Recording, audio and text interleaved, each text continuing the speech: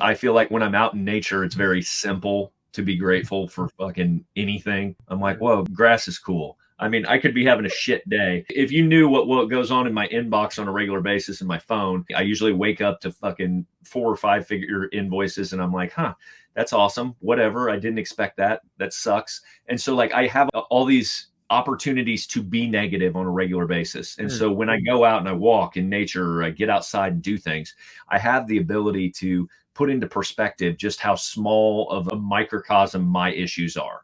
How do you find the will to fight back against a world that wants to keep you sedated, average, and stuck in place? Join us for the tools and strategies you need to create a life of abundance, discipline, and high achievement.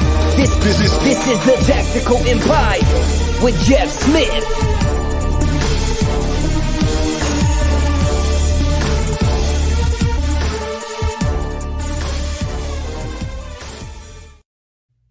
Welcome to another episode of the Tactical Empire. Today I'm joined by Shawn Ryder. What's going on, man? It's the best time of the year, Jeff. It is. It's not the holiday season yet, but it's that September where it's 45 degrees when you wake up and 75 by the afternoon. So you start the day in a hoodie and you end in a t-shirt. I mean, you can't beat that, can you? Jeff doesn't like 45-degree weather, so he's like, hell yeah, you can. You can beat it with heat. So I mean, 75 is perfect, and it's after you've already been cold. So like it's fantastic. It's the best. I love wearing a hoodie in the morning. That's fair. We're here in the Midwest, and it's all right. It's all right when it's sunny and 75, but as soon as that sun goes down, we're freezing. So it's fast. How's the heat in the RV? How's the heat? It's good. It's good. We're making do. We're all right. I met a guy in a park in northern Indiana that said that he loves the snow, and so they go chase the snow. And he said that the coldest they've been in their RV was -3 degrees and got 6 foot of snow. And I was like, there's nothing that sounds good about that to me. No. So no, he said sir. he had to get up on his roof and like shovel all the snow off his roof and stuff like that. And they were 6 feet would be above your doors as well. So you would have to like shovel your way out and everything else. Sure. Nothing I'm interested in. So no.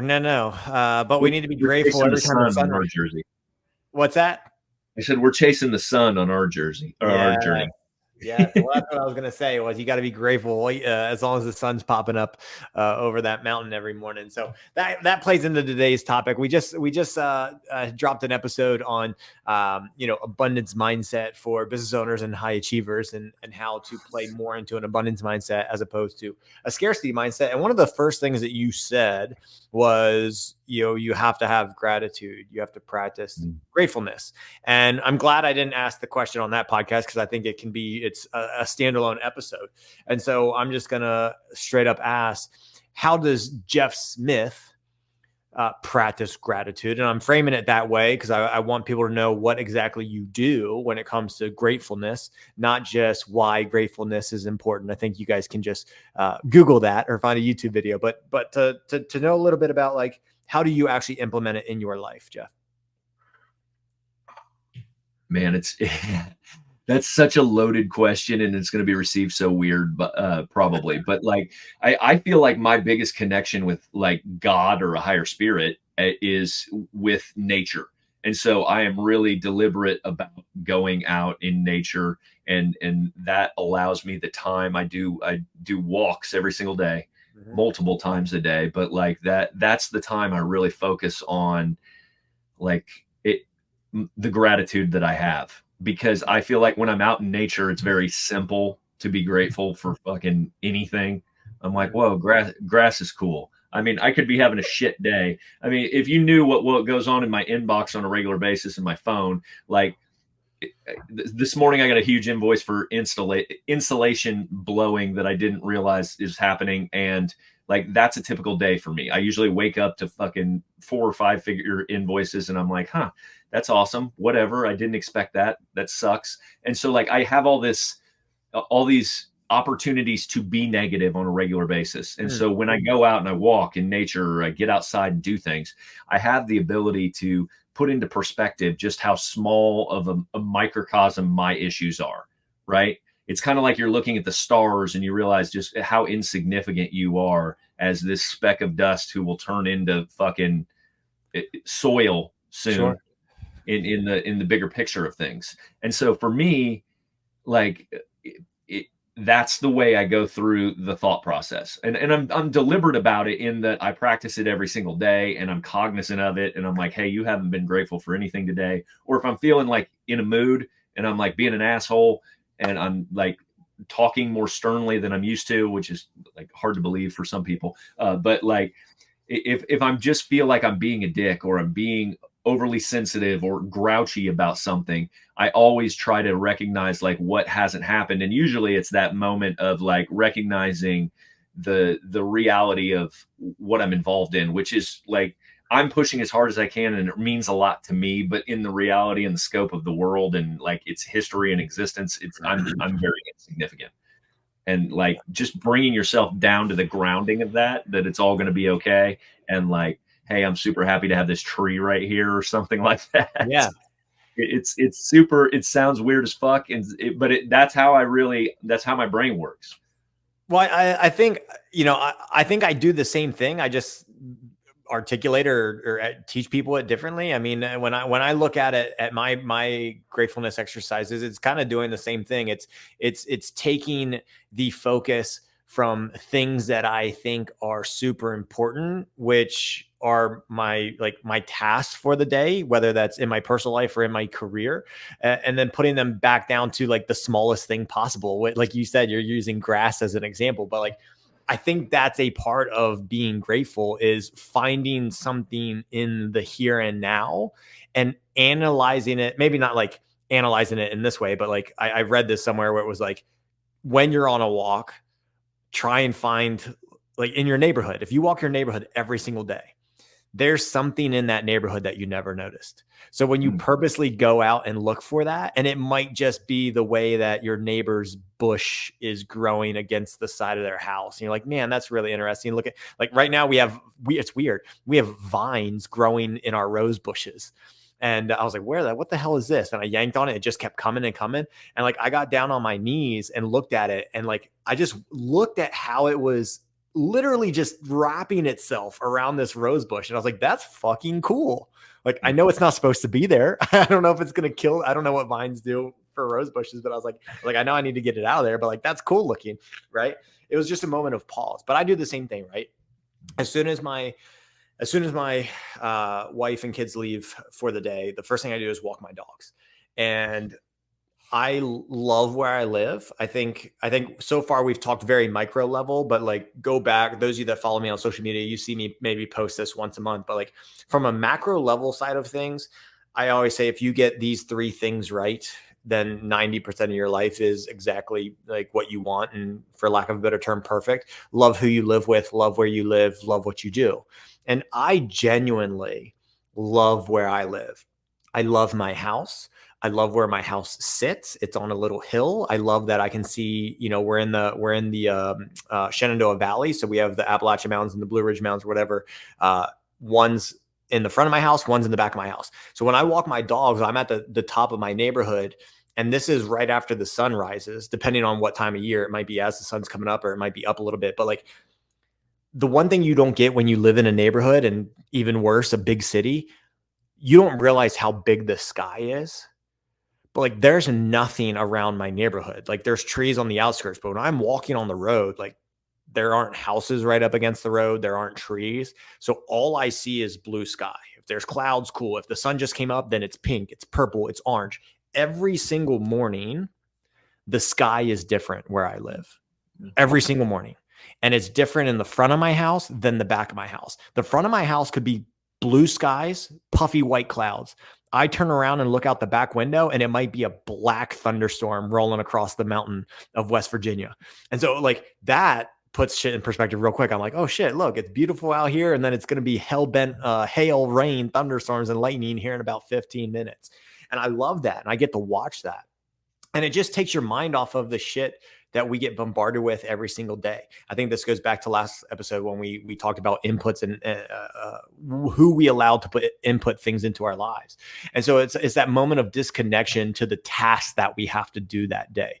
And it comes back to how simple life is, right? That we just get to breathe air in and breathe air out, and we get to eat hopefully healthy food, and we get to sleep, and we got to wake up this morning. And, at the end of the day, I love all that. Something, also more tactical that I do is I do have a journal. I don't write in it every single day. So what I do is when I wake up, and I usually do the cold plunge for 3 minutes, and then I have my ritual of making my coffee. The daily Stoic is sitting on top of my coffee maker, and I have a journal that I can write in, and they're both on top of one another. So I'll make my coffee, I'll grab both of those. And so the daily Stoic usually does a really good job at setting my mind right for the moment or the day, or at least the first part of my day. If I have a little bit more time or something's been on my mind, I will take out the journal and I'll jot it down.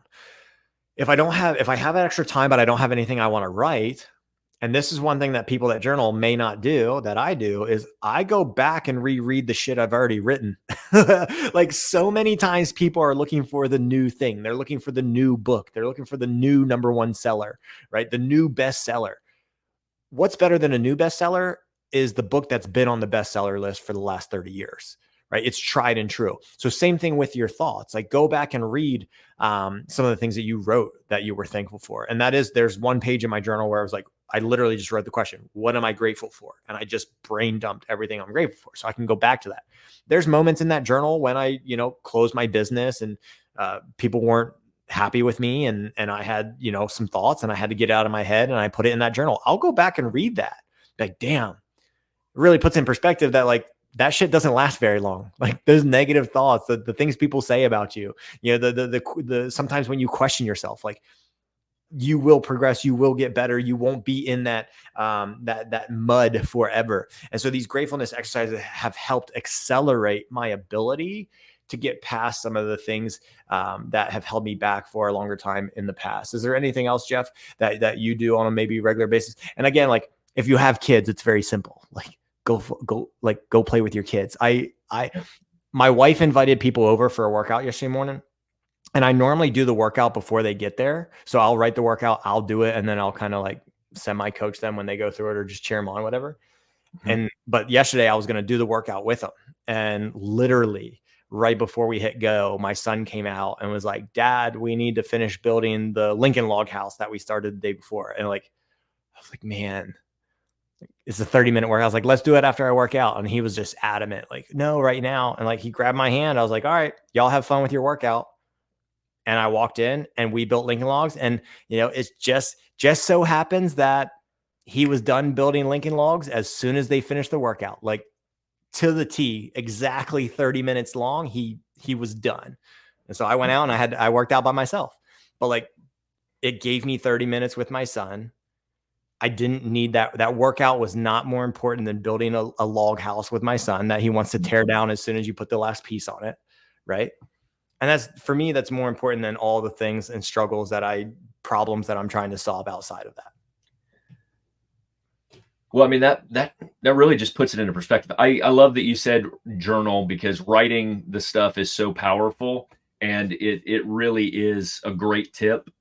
Because you're spot on with the level of commitment that it takes, and the etching into your brain, and like how it affects you neurologically is just compounded by writing it. So like, that's a great tip. I write a lot of different things, and I do sometimes write gratitude lists. I've gone through seasons where I've listed 5 things a day and been consistent with doing that, writing them down in our journals or whatever. But so that's a really good tip. But your point, kids, yeah, I mean, they're just constantly doing stuff that you're like, oh, this is awesome. And we're super fortunate and super lucky. But I mean, to your point about all of it is like, we just really have to, like, I say that's why, like, nature is my connection with God, because like, that's how you really just say, like, there's probably more shit going on than I have control over. And like, while this is a huge issue to me, or I made it a huge issue Mm, internally, it's yeah. really not a significant thing. And at the end of the day, like when we go through worst case scenarios in different situations, right? Like, you think this is the end of the world because this particular thing is affecting you. And the reality of it is, like you said, like, this shit's going to be over next week or next month, or if it's really bad, it'll still be gone in 90 days. And the residual effect may last a little longer than that. And the Mm, trauma of what went on, sure. maybe, but a lot of times that's you building it up anyway. Like, I'm really operating on a level where right now, I don't know what could catastrophically sweep my legs out from under me outside of like a disease. Mhm. Because of how, like, tactical and insulated I have built everything. I mean, I go through problems every fucking day, but like, do they kind of go flow down the river and Mhm. they're gone and we're Ooh. at a different section of the river by 4 o'clock in the afternoon? That's Yes. sorry to cut you off. That's interesting because that's actually one of the big the cool thing about the Stoics, and just not even to fathom that they wrote these things over 2000 years ago. They were very good at using metaphors or analogies or just visuals. And one Mhm. of the things, especially like Marcus Aurelius, what he wrote was to stand in a river daily, and you can a rushing river, and you can throw mud, shit, feces, anything you want in that river at your feet, and it just washes away. He's like, you can do the same thing with your mind, Yeah. right?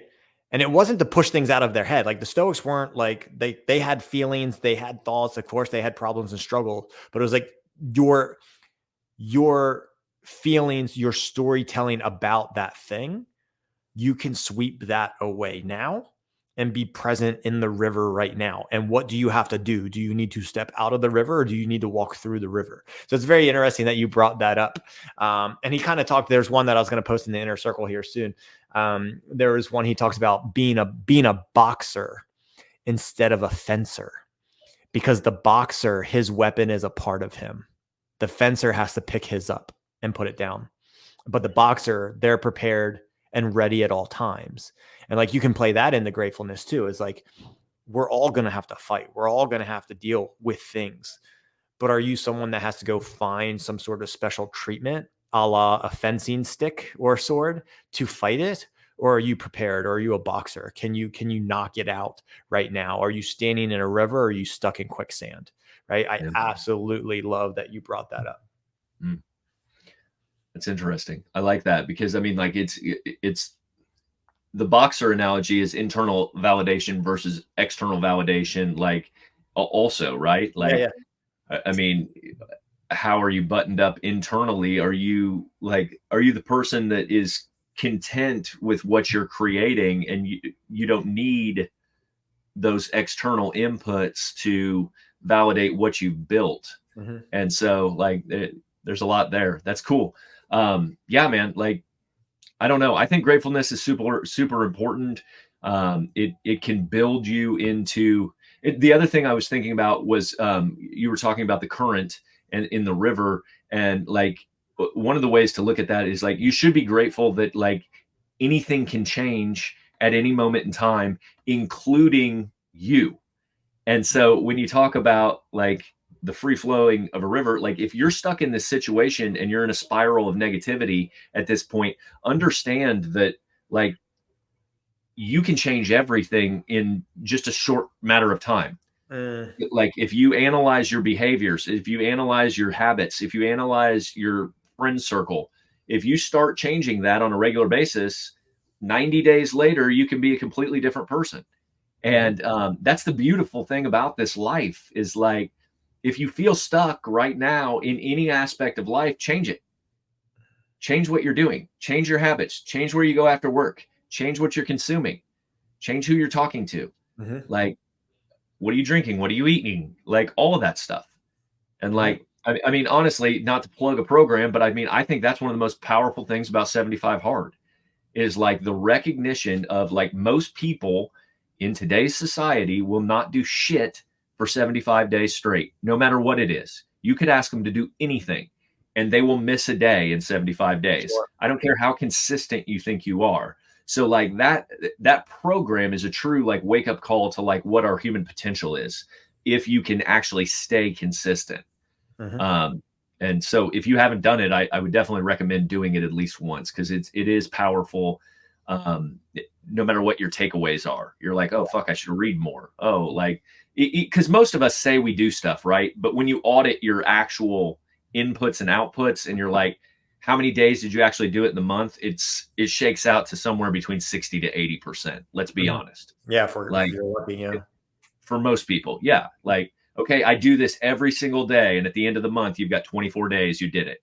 Like Mhm. that's the reality of most people.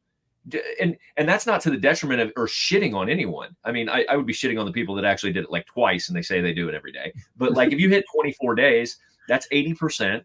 Like and and you're living a pretty solid consistency within that. Now, then you get to what you and I talk about a lot of times is like, are there laws of diminishing returns? Like, so if I take it from 24 to 26, how does that affect me? Okay, I get a little bit better. If I take it from 26 to 30, though, it costs me time with my family or my kids. So like I really don't want that. Yeah, So yeah. like it's just understanding and analyzing where you're at and what you can change. Mhm. And we should all be fucking grateful for that because Yeah. like most people are stuck in the negative spiral where they don't think they can change, or they're hooked into all this past shame or these past failures, or this negative self-talk going forward that they're incapable of doing X, Y, and Z. Yeah. And the funny thing is anybody listening can do anything they want to do because other humans have already done it. Now, is it going to take you a little longer than it took them? Maybe. Or is it going to take you like starting from scratch and figuring shit out? And they might do it in 18 months and it might take you 7 years. Maybe. But like, if it's something you want to do, you are perfectly capable of doing it. Right. Whether it's any dollar figure, any business, any relationship, I mean, relationships take other people. And so, I mean, so that might be dicey, but like there's like any goals you set, you can achieve if someone else has already done them, right? Yep. And so that's awesome. Could be Really as easy as just putting a damn smile on your face. I mean, that's one thing, like as a husband and dad, like if I'm trying to say something in my household or in my family and no one's listening, or and then what you said earlier, like if I get a little moody, like one of the things that I've just been implementing recently is like I'll just try to smile. And it is fake it till I make it. I will smile. I will walk over and either hug and kiss my wife or get down on the ground with my kids. And I still have that, slightly hot temperature and high blood pressure for the moment. But after a while, like I just fake it till I make it. And I have that smile on my face and it starts to melt away. And then, oh, lo and behold, I changed my fucking attitude. It might have taken 5 or 10 minutes. It wasn't flipping a switch, but I made the purposeful act of putting a smile on my face, even if I wasn't happy in the moment. So I think there's millions of ways to skin that cat, but I think there's some things that people could take away from this episode. Jeff, if there's anything else you want to add, go for it. If not, I like it. We've got a saying in our family called bite the pencil. Mm. So if our kids are being grouchy or they're in a bad mood or being negative, we always say bite the pencil, because it's been proven that if you bite a pencil and put it in your front teeth and bite it, it activates the same muscles as smiling. So it's disingenuous as parents to be like, put a smile on your face. So we say bite the pencil because it activates the same muscles and releases the same like serotonin in your brain All right. that then changes your state.